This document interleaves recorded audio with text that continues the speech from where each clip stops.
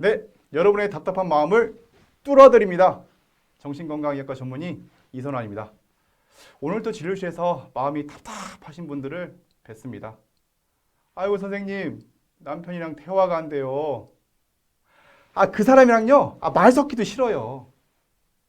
이런 사람들 어떻게 하면 좋을까요? 네, 안 보고 살면 된다고요? 네, 맞습니다. 좋은 방법이죠. 그런데 그 사람이 가족이나 직장 동료면 그러기 어려운 것 같아요. 어떤 좋은 방법이 있을까요? 네, 비법이 하나 있는데요. 정신과 의사의 영업 비밀이기도 합니다. 그 비법은 바로 네, 긍정입니다. 아니 뭐 긍정? 그거 다 아는 이야기 아니야?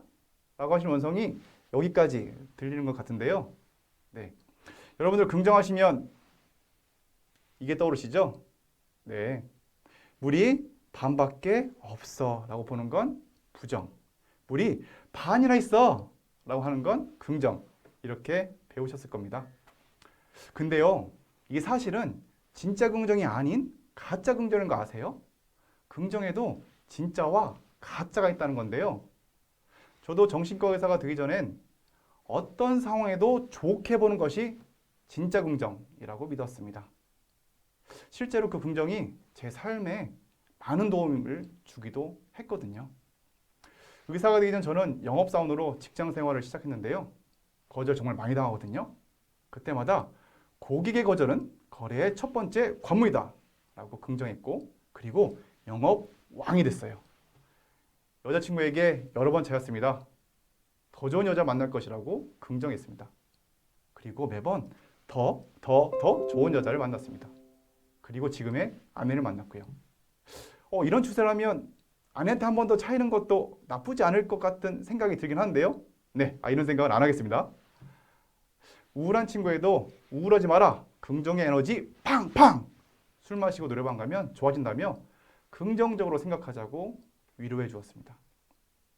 이런 긍정의 힘으로 저는 직장 생활을 접고 정신과 의사가 되기로 마음먹었죠. 이 정도면 여러분들 보시기에도 제가 알고 있는 긍정 꽤 쓸만하지 않은가요? 네, 저도 그렇게 생각했는데요. 하지만 제가 알고 있었던 긍정은 거짓 긍정이었습니다. 그냥 정신승리였습니다. 제대로 된 진짜 긍정은 따로 있더라고요. 그럼 가짜 긍정, 정신승리 말고 진짜 긍정은 뭐냐고요? 지금부터 그 얘기를 시작해 볼게요. 가짜 긍정과 질적으로 다른 진짜 긍정은 제가 정신과에서 수련받던 시절 한 중학생을 환자로 만나면서 배우게 되었습니다. 그 학생은 정신과적으로 매우 심각한 병을 앓고 있었습니다. 약도 없는 병이었거든요. 무슨 병일까요? 네, 바로 중이병, 중이병인데요. 그 병은요, 환자가 문을 딱 열고 들어올 때부터 바로 진단돼요. 일단 인사가 특징적이에요. 이런 느낌입니다. 예. 한 듯, 안 한 듯 아주 미세하게 고개만 살짝 까닥이거든요. 어른이라서 인사를 하겠지만 그렇게 하고 싶어서 하는 건 아니다. 뭐 이런 느낌을 주는 거죠. 그렇게 살짝 제 마음이 올라올 때쯤 아차하는 순간이 오죠. 네, 바로 눈을 마주치는 순간입니다. 여러분들 중2랑 눈 마주쳐 보셨어요? 진짜 말도 마세요. 노려본다, 야려본다고 표현하잖아요. 그걸로 설명이 안 되는 아주 묘하고 아주 더러운 기분을 만들어주거든요. 그런 미묘한 기세 싸움부터 함께 저희의 진료들은 시작됩니다. 어머니가 대신 말하죠. 아이고 선생님 말도 마세요.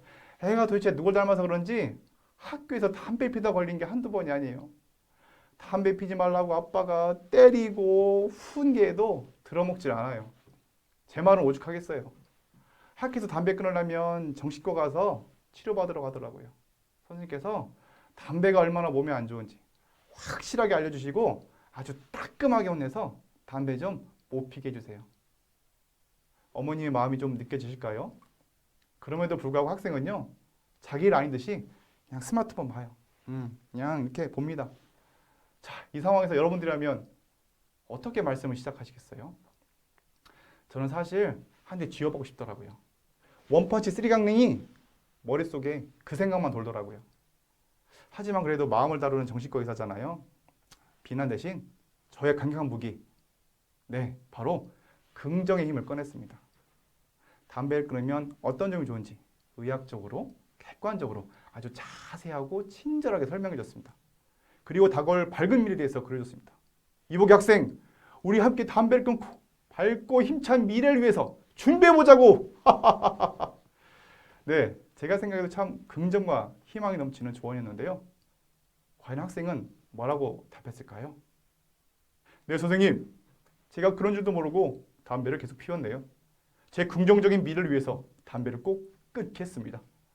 아, 이런 반응이 나와야 되는 거 아닌가요? 하지만 학생의 대답은 제 기대와는 달랐습니다. 쌤, 말씀 다 하신 거죠? 이제 엄마 들어오라고 하면 되는 거죠? 저 그리고요, 오래 사고 싶지도 않아요. 에? 그야말로 헐이죠. 이런 식의 패턴이 치료 때마다 반복되고 반복되었습니다. 치료의 진전은 보이지 않았습니다. 오히려 저와 학생 사이만 점점점 더 멀어져 갔습니다. 정신과 치료의 첫 단추인 관계 형성부터 망가진 거죠. 여러분, 저는 분명히 긍정적인 삶을 위해서 금연이 필요하다고 다정하고 친절하게 설득했는데요. 제가 뭘 잘못한 게 있었을까요?